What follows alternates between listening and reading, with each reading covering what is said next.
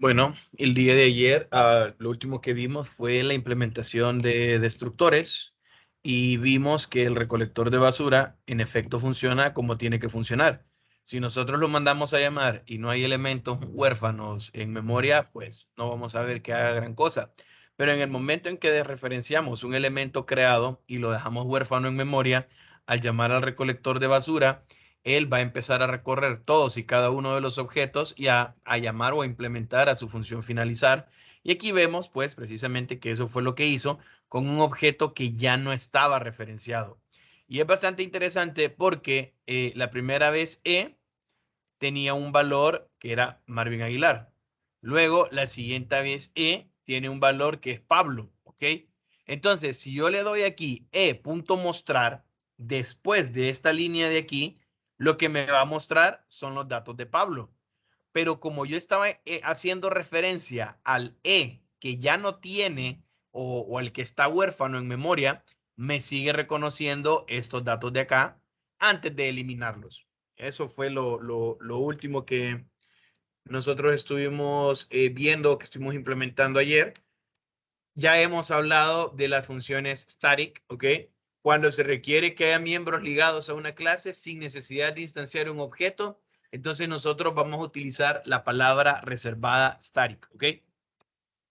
Veamos aquí, por ejemplo, public class estudiante, nuestra clase estudiante que hemos venido trabajando.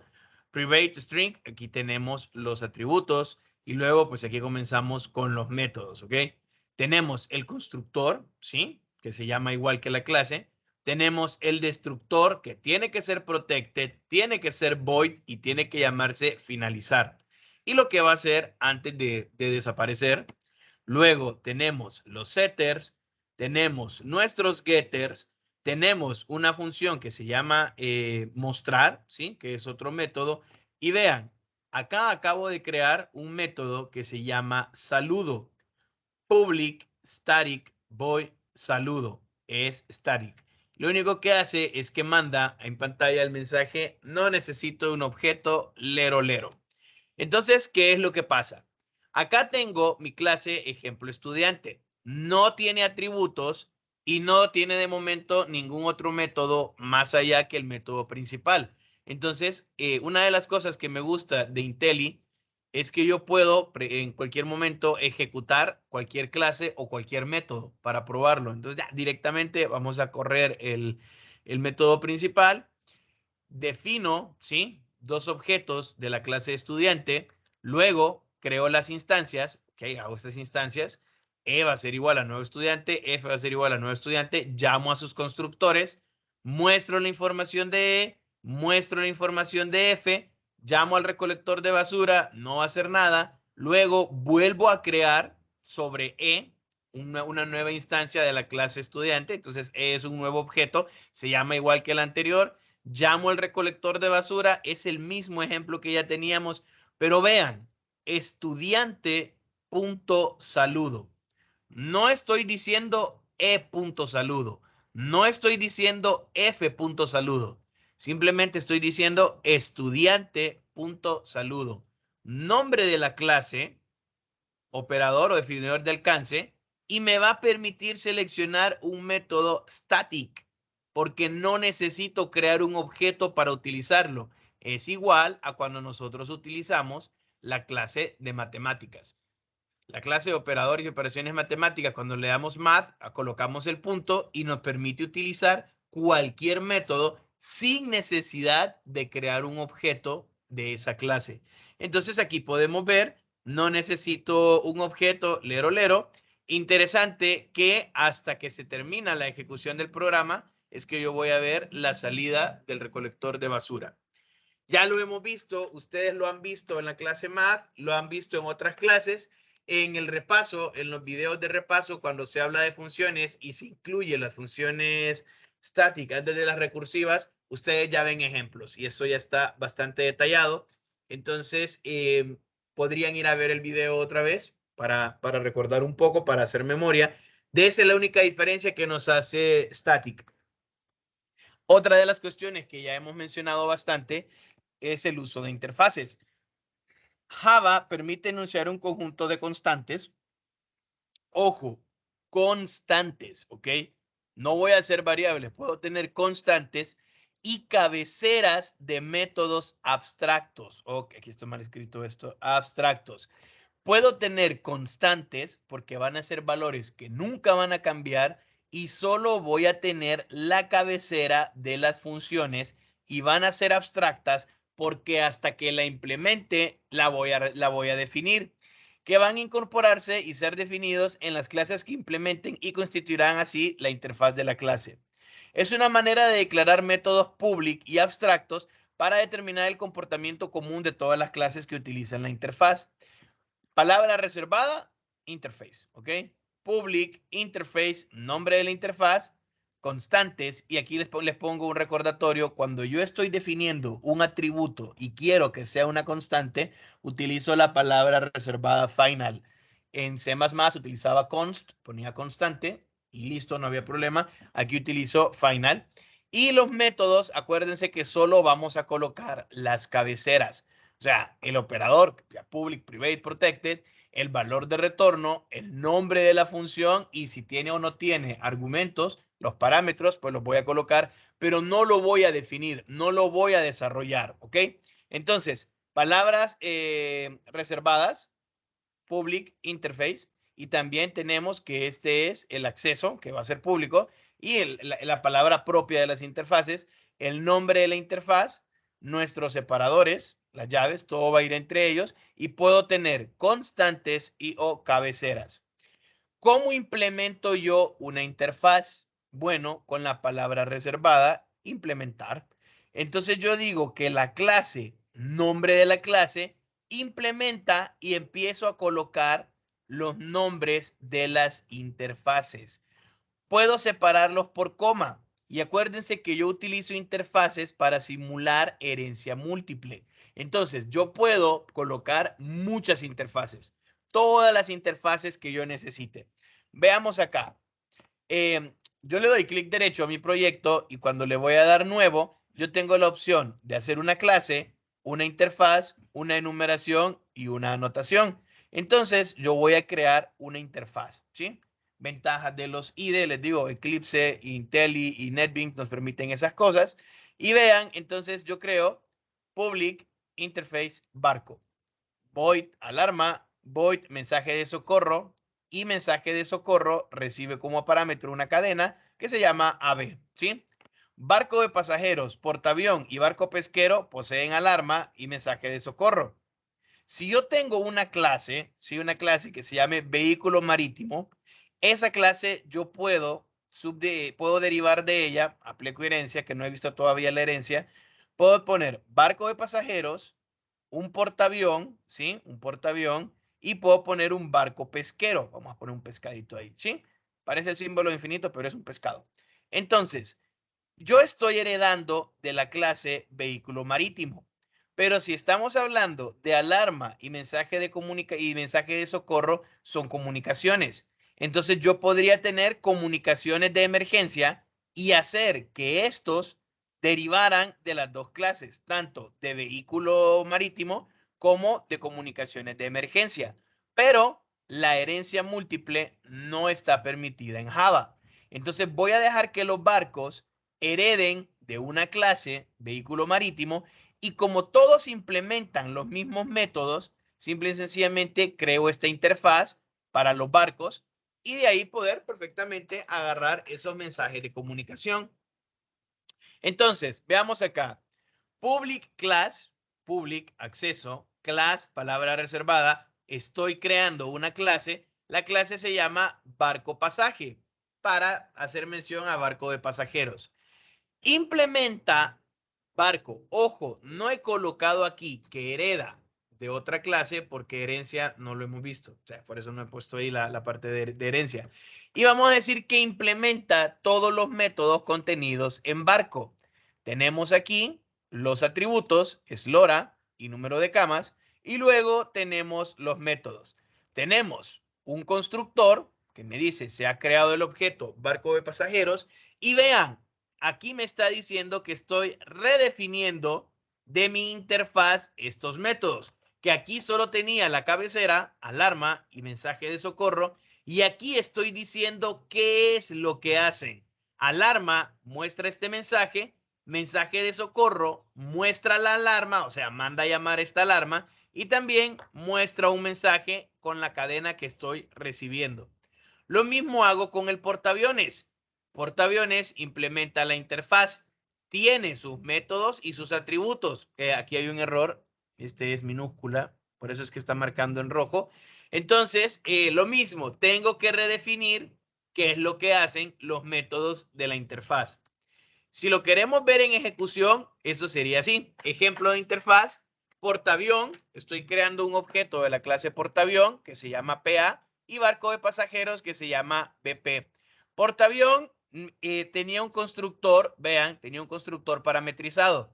Entonces tengo que mandarle el parámetro al momento de llamar a su constructor. Barco de pasajeros no tenía. Ahora fíjense en esto. PA.alarma, PA.mensaje de socorro. En el momento en que yo creo las instancias, se crea objeto portaaviones, se crea barco de pasajeros.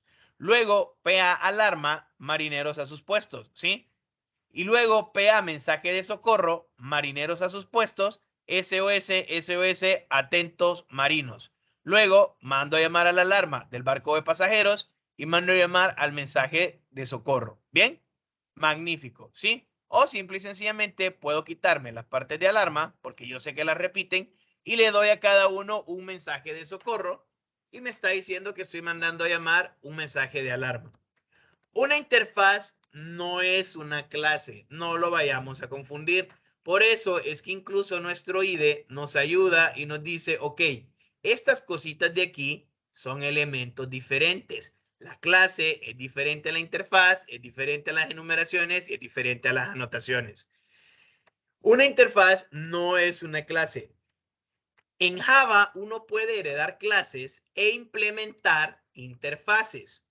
Primero vamos a denotar la herencia, que vamos a ver más adelante, y luego la implementación de las interfaces. Lo que me lleva entonces a cómo denoto yo una herencia. Clase, hijo, extends lo utilizo yo como palabra reservada para denotar herencia. Hijo hereda del padre o el hijo va a extender todos los atributos y todas las capacidades del padre, pero va a implementar, ¿sí? Funciones 1 y aquí debí colocar funciones 2. Lo lamento. Entonces, estoy heredando, tengo mi clase hijo, ¿ok? Que hereda de una clase padre, pero implementa funciones 1, ¿se acuerdan? Puedo poner esto así, e implementa, puedo poner esto acá, funciones 2. Eso es lo que estoy diciendo. Tengo una clase que se llama hijo, que hereda extends de padre e implementa implements funciones 1 y funciones 2. Y luego pues voy a tener las características de la clase hijo, atributos y métodos propios y las definiciones de miembros de padre e implementaciones. Cuando digo de padre es porque acuérdense que yo puedo cambiar cómo funciona un método en una clase derivada y forzosamente tengo que decir cómo funcionan las implementaciones en las clases que las están implementando. Entonces veamos esto. Public Interface Bolsa. Void, insertar, object, elemento. Vean qué interesante. Estoy diciendo que voy a recibir un objeto. No sé qué es lo que voy a recibir. Solo sé que voy a recibir un objeto. Y aquí es cuando ya cobra más sentido el hecho de tener interfaces por la capacidad de genericidad que tienen. Estoy definiendo una interfaz que se llama bolsa. Tengo que ponerle el nombre, tengo que decir que es una interfaz y forzosamente tiene que ir el acceso. No estoy colocando ninguna constante, entonces no pongo ningún atributo final, pero sí estoy diciendo que va a haber una función abstracta porque no la estoy definiendo, que no va a retornar valor, que se va a llamar insertar y va a recibir un objeto. Object, ¿ven? No estoy recibiendo un string, no estoy recibiendo un int, no estoy recibiendo un estudiante, estoy recibiendo un objeto. Y acordémonos que todas nuestras clases heredan de la clase object. Entonces le puedo meter lo que yo quiera. Public class bolsa 1 que implementa bolsa. Public void insertar object E. System.out.println se ha insertado con éxito el E. Luego, public class bolsa 2 implementa bolsa. Public void insertar, gracias. Ahora tiene más E. ¿Ok? Veamos esto. Ejemplo bolsa. Public static void main bolsa Q. ¿Ok? Ahora Q va a ser igual a nuevo bolsa 1. ¿Ven? Q es nuevo bolsa 1. Q.insertar manzanas. Manzanas es un string. Pero yo dije que iba a mandar un object. Entonces me lo detecta sin problemas. Ahora, no voy a crear otro objeto, sino que voy a hacer este que sea huérfano, que se quede ahí en memoria. Y voy a decir que ahora Q va a ser igual a new bolsa 2. ¿Ok? ¿Ven? Tengo dos clases, bolsa, bolsa 2. ¿Ok? Entonces, perfecto. Q insertar elemento 15. Se ha insertado con éxito manzanas. Gracias. Ahora tiene 15. ¿Ven? No le dije qué es lo que iba a recibir. ¿Se fijan? No le dije qué es lo que iba a recibir. Solo le estoy diciendo que va a ser un objeto. Así de simple, así de sencillo. Y esa es la ventaja de las interfaces. Me permiten ese tipo de implementaciones. Ya habíamos hablado de esto, ya vimos las opciones, los ejemplos de funciones abstractas, pero la clase abstracta son clases de las cuales no puedo instanciar objetos y se crean para derivar clases de ellas, y en las clases hijas definen los comportamientos y se diferencian de las interfaces en que acá sí hay modificadores de acceso private y además puedo tener atributos que no sean solo constantes. Se crean colocando la palabra reservada abstract, ¿sí? La palabra reservada abstract antes de la palabra reservada clase y luego el nombre de la clase. Cuando veamos herencia, que todavía no lo hemos visto, ojo, solo estamos creando clases y haciendo que ya sabemos que una clase va a poder heredar. Por eso es que acá me estoy comiendo un poco de que bolsa, vean, bolsa, en realidad bolsa 1 y bolsa 2 van a heredar de este señorito de acá. No importa, ahí lo vamos, lo tenemos. Lo que estoy colocando aquí simple y sencillamente es manejo de clases. Y que las clases van a heredar de clases padre y que van a implementar interfaces. Otro tipo de clases que existen, clases internas. Son clases dentro de clases. O sea, yo puedo venir acá y decir esto. Yo puedo decir public class, qué sé yo. Qué sé yo, ¿ok? Entonces, nosotros estamos acostumbrados a que aquí van a ir los atributos y luego van a ir los métodos. Pero yo puedo, como atributo, decir private, string, nombre, ¿sí? Puedo hacer eso. Y vean, puedo decir public class, clase, tiene que ir en mayúscula, por buena práctica de programación, clase interna. ¿Ven? Yo puedo hacer esto. Puedo meter dentro de mi clase otra clase. Cuando uno le están enseñando programación estructurada, ¿sí? Y hacen un programa, entonces la gente generalmente empieza a crear su programa y decía class ejercicio, por ejemplo, class ejercicio. Entonces a uno le mienten, si estamos hablando en programación estructurada, diciendo vamos a poner variables globales. Entonces dice private, string, nombre. Y vamos a poner clases. Y empiezan a crear clases acá. Y luego tienen, obviamente, sus métodos. Public, void, pero no le explican que en realidad esto es una clase y que dentro de la clase estoy metiendo otra clase. ¿Sí? Son de las cosas por las cuales, al menos a mí, no me gusta empezar con Java a enseñar programación. Yo prefiero empezar con C++. Sí, la verdad es que con C++ Pascal ya no. Clases internas miembro definidas en lugar de un atributo o de un método, ¿ok? clases internas locales definidas dentro de un método. Dentro de un método yo puedo poner una clase. Clases internas static son clases internas locales que se toman como si se hubieran declarado como clases internas miembros. La gente hace esto, poner una clase static dentro de otra clase, para esconder clases. Hay programadores que ponen sus paquetes, ponen sus clases, quieren esconder alguna clase, entonces dentro de una clase crean una static y ahí la colocan y la ponen. Como es static, yo puedo referenciarla sin necesidad de instanciarla. Entonces, con el solo hecho de que yo importe el paquete, luego puedo mandar a llamar cualquier método o cualquier atributo público de esa clase static, pero los que están leyendo el código dicen, pero ¿y esa clase dónde está? De verdad, esa clase dónde está, de dónde sale, dónde lo ha mandado a llamar. Clases anónimas, esas tienen bastante que ver con el paradigma de programación funcional. No se definen hasta que se implementan y no se pueden instanciar múltiples objetos de ella, solamente el objeto que está en uso. Esto es bastante interesante y no lo voy a tocar, de verdad, no lo voy a tocar. Ya nos salimos de paradigma y no lo vamos a utilizar.